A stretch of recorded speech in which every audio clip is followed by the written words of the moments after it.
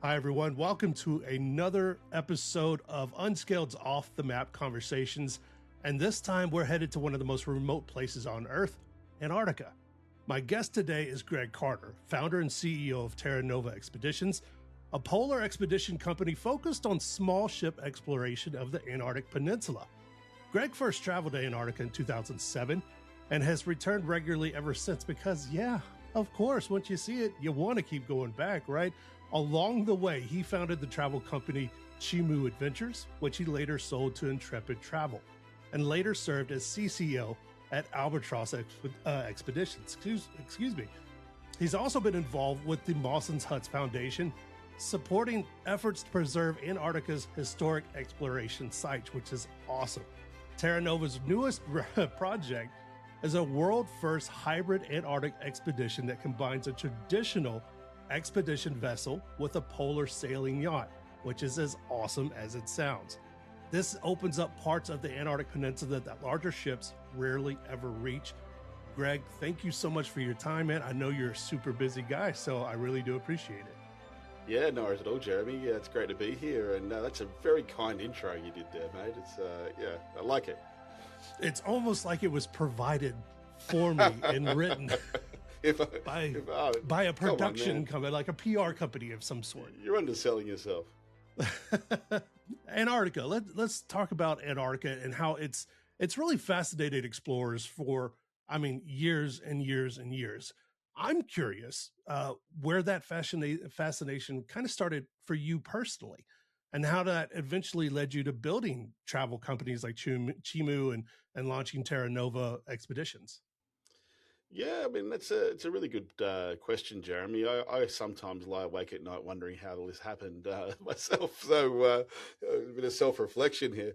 I grew up, man, a bit of a wild child, and spent a lot of time running around what we call the Australian bush, kind of doing things, avoiding snakes and climbing trees and building cubby houses and doing all this kind of stuff that you do when you're a reckless kid. And I guess I've always had this kind of love for just kind of these wild kind of out there places, and I guess that led to me kind of when I finished my degree. I studied education and geography to kind of want to explore the world, and I kind of went out there and I'm giving a really, really brief version of this story, Jeremy. Could go on forever, but for my sins, I met a South American girl. I ended up in Peru, started a travel company selling trips to Peru and all around Latin America. And then as a result of that, ended up selling Antarctica. 2007, as you said, I went to Antarctica for the very first time. Our ship ran aground, and we had to be rescued by the Chilean Navy and then the Argentinian Air Force. And this was my very first trip to Antarctica. My eldest daughter was, I think, 6 months old at the time, at home with my wife, and it was just an experience. And came back, and everyone's going, "Oh my God, I bet you won't go back to Antarctica." And I said, "Sign me up! I'm going back." That was awesome. So I've been hooked ever since, and yeah, I've been going back nearly every year since, and it's somewhere I absolutely love. Most incredible stories for men often start with the phrase, "So I met a girl." Uh, and that leads us down adventurous paths, man. So I understand that one completely. Then you get the Navy and the Air Force involved. Come on, man. Who has a better start to a love of obsession in your life than something like that? You mentioned Terra Nova and the small ship travel a couple of times already. So let's kind of chat about that. Now, it's intentional what you did. You limited voyages to a few hundred guests at a time. Why was that scale kind of important to you? And I guess, how does it change the experience for travelers once they actually arrive? Antarctic tourism was basically started with these old expedition ships. A lot of them are old research vessels. They started taking passengers down, sometimes 40, 50, 60, up to about 100 passengers. So this rule was created that no more than 100 passengers can go ashore at any one time. And 100 is always a number you see banded around with Antarctica. 100 people ashore, 100 this, 100 that. Because that rule is still in place. You can't go any more than 100 passengers. You cannot land them all at once. So the larger ships kind of get around that by going, oh, we're not landing them all at once. We're doing multiple landings. Now, so you got 100 ashore, 100 waiting on ship, and everyone's waiting in turn in line to get on the ship. Now, I've experienced that in my last role on a ship of 180 passengers, and I didn't particularly enjoy it. I thought the experience is very, very different to my first trip to Antarctica, which is on an 80 passenger ship. So I was very, very adamant that starting something new, I want to go small. I want to go stick to under 100 because, as I said before, IATO have these rules and these regulations on where you can land and where you can't land and what time you can land and how many people and all these kind of things. But if you have 100 people ashore, you might have a 3-hour window at a particular landing site. For example, if you have 100, you can go off for a hike. You can do a 1 hour long hike. You can 1 hour back.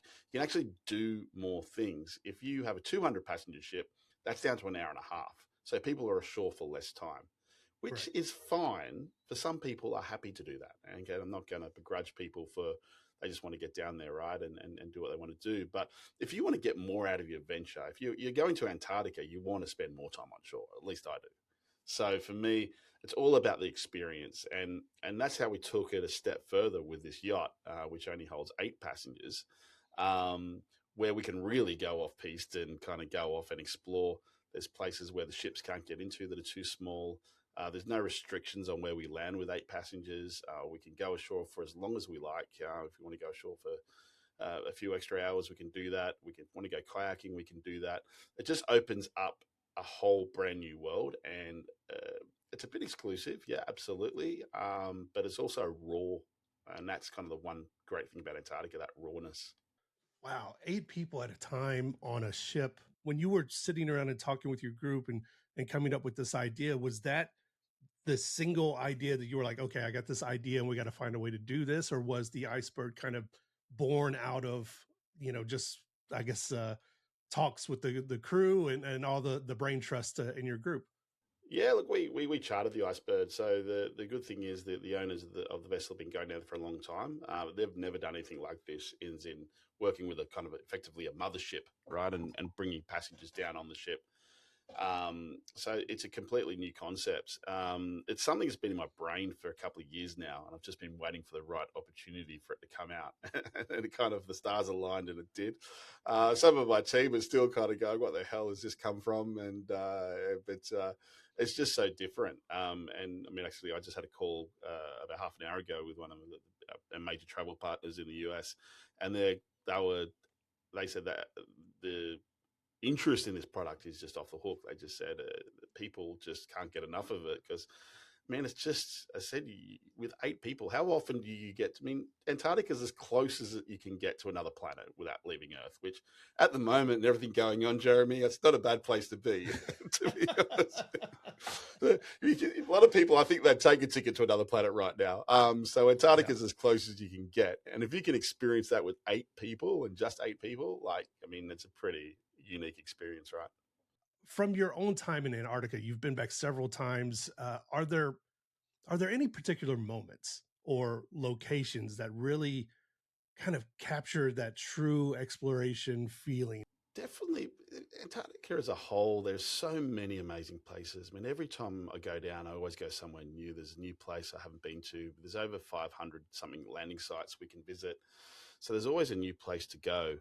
For me, it's not just seeing the site. It's more what I find is the effect it has on people. I think that's the kicker for me, right? It's those seeing people burst into tears when they land ashore. I mean, this is something people dreamed of. You know, I had a woman 10 years ago who came to Antarctica. She was from Australia. She was 84 years old. It was her first trip overseas, but she dreamed of going to Antarctica since she was a little girl. Now imagine that, your first trip overseas. Like, I mean, in Australia, we go to New Zealand, we go to Bali, we go to places that are nearby, right? And Fiji. She's gone, hell, I'm just going to not just go to Antarctica, to fly via South America to get there. And she came by herself and went to Antarctica. But just to see, because she dreamed about this for so long, and she was just blown away. So it's those kind of things that really get you going. And keep me going back. And that's what I love what I do, because it generally does change people's lives. It is an absolutely life-changing, it's used a lot, that term, but it is a genuine life-changing experience. Now, for people who have not been there, is there a way to actually, I guess, describe what Antarctica feels like once you're standing there? Oh man, you have absolutely nailed this question in that this is something I use quite often when I'm talking about Antarctica. And it's a classic, one of those pinch me moments, one of those moments I was talking about earlier with how people see the place and that effect it has on people, right? So I asked the exact same question. So we're in South Georgia. It's one of the sub-Antarctic islands, and we're doing this hike. And again, I seem to attract these 80-year-olds. I mean, this is I was at the back of the pack of this hike. It's not because I was terribly unfit. It's because of the 80-year-old. Of course, I was looking after. It wasn't because of my fitness at all. But we were at the back of the pack, and this guy Fred, he basically just stopped. We're at the top of this hill, and he just stopped, and his tears are streaming down his face. And I thought, oh God, no, what's happened to Fred? Is Fred okay? I go, oh shit. So I get on my radio and I go, Fred, are you all right? And he goes, yeah, I'm fine. And I go, okay. I said, mate, you sure you're okay? Because, you got tears. He goes, I'm just overwhelmed. And I said, explain it to me. And like he just said to me, Jeremy, he said, can you explain Antarctica? And I can't. I mean, there's no superlatives in the world you can describe this incredible place. And I said to him, Fred, I get this all the time. People ask me exactly what Jeremy just asked me. They ask me, how can you sum this up? And I said to him, if you could sum up how you're feeling right now and why you're just so overcome with emotion, if you don't mind me asking and ruining your moment, what is it? Like, what's going on with you? And he goes, Greg, and he looked at me dead in the eyes and said, this is the only place on the planet we haven't messed up yet. And, and I burst into tears as well. So, I mean, he just nailed it. And I think that is what makes it so special. And that is why people in the industry, myself included, who are so adamant to protect this place, as long as you've got people who care enough about the place still kind of acting as custodians for it, I think we're in a good place. In all your visits to Antarctica, has there been a moment that has stuck with you that's made you stop and think, people back home would never believe what I'm seeing here? It's funny because I always talked about it with my family and I got 2 teenage daughters, and I took them down a couple of years ago for the first time, and they're kind of, oh, Dad, yeah, whales, penguins, whatever, teenagers, like, yeah, so what's the big deal? And I usually come back with these stories, go, I saw this, and they're going, oh, great, Dad, yeah, awesome. I saw it on Instagram, like, great, awesome. Yeah. It's exactly the same. Yeah, I mean, you don't need to go anymore. So, but I took him down, and we're sitting in a Zodiac, and we had 10 orcas just circling around us. And first of all, my 12-year-old was like, Dad, are they going to kill us? I said, no, they're just having a look. And I'm secretly going, I hope they don't kill us. I hope not. I won't be a very good dad here. But yeah, they was just circling us, and they were just all popping up literally one by one and just kind of sticking their eye out and having a look at us, swimming underneath us. And they must have circled us for 15, 20 minutes and just kind of sitting there and going, wow. And to experience that with my kids, and I think they kind of put their phones down for 5 minutes. But sure enough, as soon as they got back to Wi-Fi, that was all over Instagram and everyone was seeing that. But yeah, it's just, I mean, there's so many. Every trip, there's always something. There's always some interaction, and sometimes it might just be one single solitary penguin that just does some really weird penguin stuff. And you sit there fascinated by it and go, what the hell is this guy doing? And you'll watch him do stuff that you just didn't think were possible. But so every trip there's always something. But that one wildlife, I think it's you get a lot of great interactions with animals. I mean, orcas are pretty rare still, but to have so many orcas and just experience that with my kids was just, like nothing else. If you had to tell someone, why Terra Nova Expeditions over any other company that's doing these trips, what would you explain to them? What would you want them to experience? How would you want them to experience Antarctica, and what would you want to, I guess, them bring back to their everyday lives? Look, and to be fair, there's some great companies that are doing some great stuff down there. Sure. We were certainly not the only ones, and I'm not going to sit there and say yeah we're the best. There's so many companies that have been doing this for a long time and are fantastic at it. But I guess the thing for us, as we've talked about, is just the size, and there's very, very, very few people now with ships under 100 passengers, and I think just that level. It's not just as being on shore, it's not about being more active. I mean, our price is also really inclusive, so a lot of people will charge you to go camping. A lot of people will charge you if you want to jump in a kayak. We don't. So because we a smaller vessel, we actually include pretty much everything. So there's no extra costs. But the other thing for me is one thing we haven't really talked about, and we talked about a lot with different people and different experiences, but it's that camaraderie. And the smaller the group, I mean, we've got this blog on our website about the psychology of small group travel, and it's actually pretty great read. But it's just the way people with shared experiences, and when you have a small ship and everyone's experiencing everything at the same time, it makes for a pretty amazing kind of culture you develop on board, and people leave with lifelong friends. Where on the larger ships, quite often, not everyone's experiencing the same thing. So you'll go ashore and you'll do something, and then the other half of the passengers go ashore, but then they see something amazing, and they're all talking about it at dinner and go, "Oh, wait, well, I didn't see that. Oh, it wasn't your turn. Sorry, so you missed it." So if everyone's all together, you don't get that kind of issue, and everyone's all got this in common. Oh my God, how amazing were those humpback whales? How amazing were those orcas? Like, oh my God, did you see that penguin doing that? Everyone gets to experience the same thing, and I think that is a killer. That for killer in a good thing, in a good way, not in a bad way. It was in a just like that killer moment, right, where you just go that gel.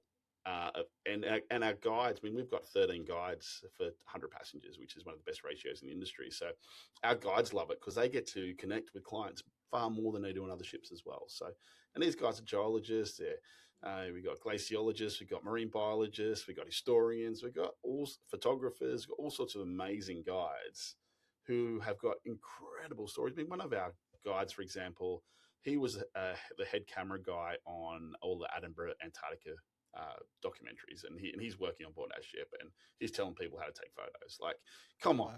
Wow. Come on, these guys, I look at their CVs and go, this has got to be made up. I mean, this guy can't be real.